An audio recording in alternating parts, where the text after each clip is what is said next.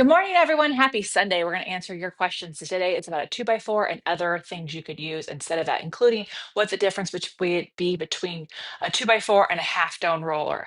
I don't have a half dome roller, but we're going to talk about it. Before we get into that, this week we are announcing our winter tour. So, Wednesday, October 1st, the winter tour tickets are going to go live. You're not going to want to miss it. It is our biggest tour ever. We're going to some new cities, we're going to go to some old cities, and some cities in between. So you're going to want to go to opc.me/tour on Wednesday to see the full lineup. So write that down, opc.me/tour. If you're on our email list, you're going to get an email first thing. So you don't have to remember. You're welcome.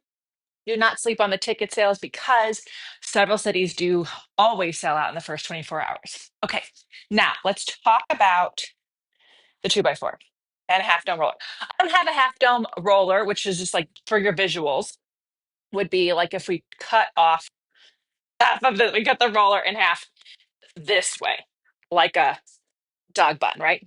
Right. I don't have one because I don't really use them. I don't really care. There's obviously great uses, so please don't take my opinion of like, oh, they're useless.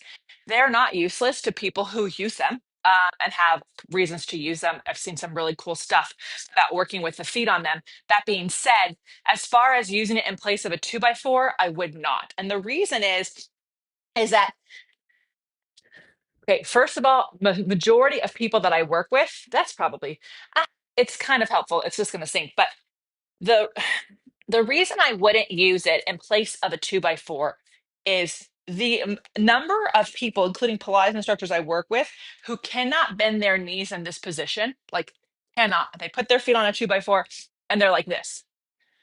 If I put their feet on a more angled stone full roller, I'm not going to get anything out of them. Plus, then when they come up on the top, now they're on a rounded, unstable surface. So to me, it's creating more instability and more obstacles and challenges that the average person can't do. And I don't believe in setting people up for failure. I really do believe in challenging people at the level that they're at and really helping them. So I personally would not use a half dome foam roller in place of a 2x4. And if you're trying to save money, you don't have to buy a fancy 2x4. We have a video here on the site on how to make your own 2x4. And I think when Brad and I broke it down, we made three and $25. And if I had remembered that we had this crappy yoga mat, we wouldn't have bought a crappy yoga mat to make it. We would have just used this one. But you can make one yourself, and we have a free video on how to do that. So I'm going to show you the 2x4 exercise that most people will do, and then you can see visually why being up on a curved surface would just make that harder to do. Now, then would it be like, well, Lesley, if I'm super advanced at this 2x4, should I move to a half dome foam roller? I guess if you feel like there's a benefit to it, I don't see one because 20 years in on this 2x4, I am still finding good stuff to work on. I don't feel the need to, I don't know, make myself feel bad. So I I feel like people are constantly thinking we have to entertain ourselves. That is what the TV is for. So balls of the feet on the 2x4. So you have to have open enough ankles to be here to begin with, right? If you don't, may I suggest that you can take I don't have my black pads, but sometimes what I'll do with people is I'll take a reformer black pads and put them here to bring Brad's to bring the heels up a little bit. So rather than make like I don't even know if like a 1x2 is a thing. But I here we go. Um, so thank you. So I'll take one or two of these black pads. I'll put them here in front of that 2x4, and that makes the 2x4 less steep, right? So then they can get more range. Then, as I think that they're getting better, I can take one pad away. And then when I think they're getting better, I can take the other pad away. So then we get to here. You want to bend your knees first, and then without leaning forward or back, lift the heels. Then without leaning forward or back, stand up. And then without leaning forward or back, lower the heels. Most people, Brad just is like, now try doing that on a curved surface.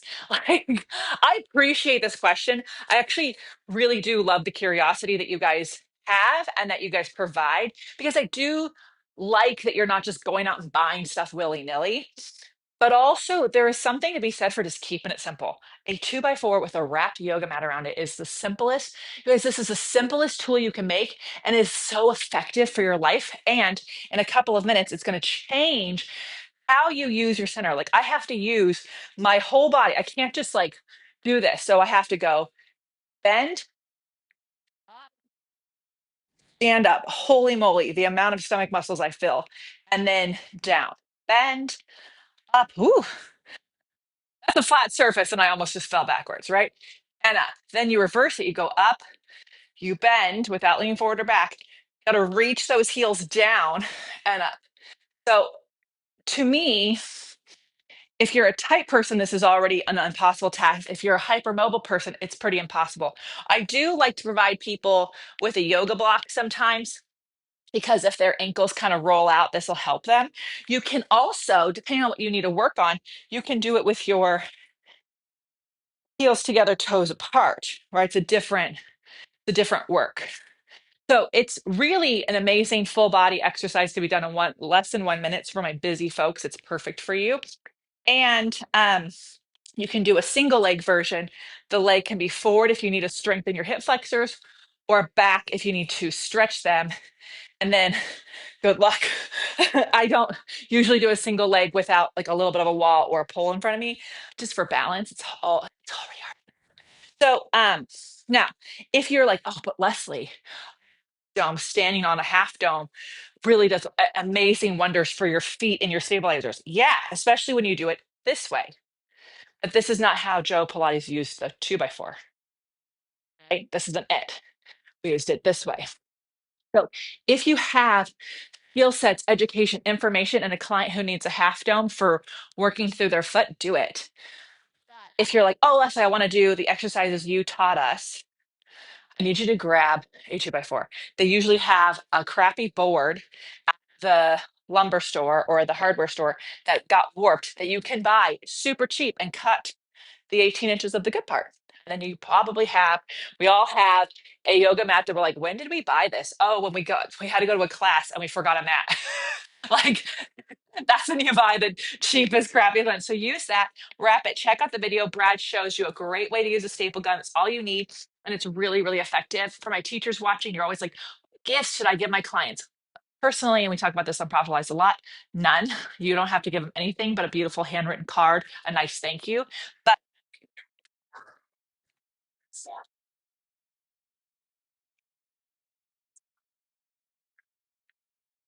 I can't hear you.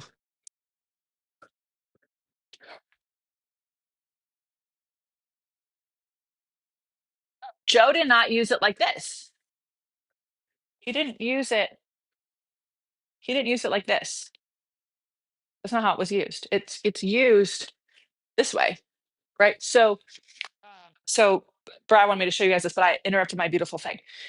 So you guys, if you're wanting to provide gifts for your clients, purchasing a bunch of 2x4s, wrapping them in some yoga mats, and giving them a piece of Pilates equipment they could do at home is going to be very low cost for you and very effective for them, right? So I am just a huge fan of using the 2x4 in the way it was intended.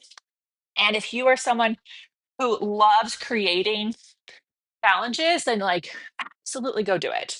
But I don't see the need. Any other questions about the 2x4? In the accessories deck, we have the 2x4. Wait, the QR code will take you directly to the video on how to make it. And we also have all the exercises you can do on it. There are some incredibly talented teachers out there who created an entire 3-hour workshop on the 2x4. And just hearing that, I'm impressed. Um, when I spoke with Jay Grimes, who studied with Joe Pilates, about like, are these all the exercises Joe taught? He said, yeah. So the ones that you got in the cards are the ones that I got from Joe. Now, does that mean that someone else didn't get one more? Maybe they needed it, but I think we're losing Pilates, and I don't care how you teach it. I don't care who trained you. Where I think Pilates is getting lost is instead of thinking, what do they need?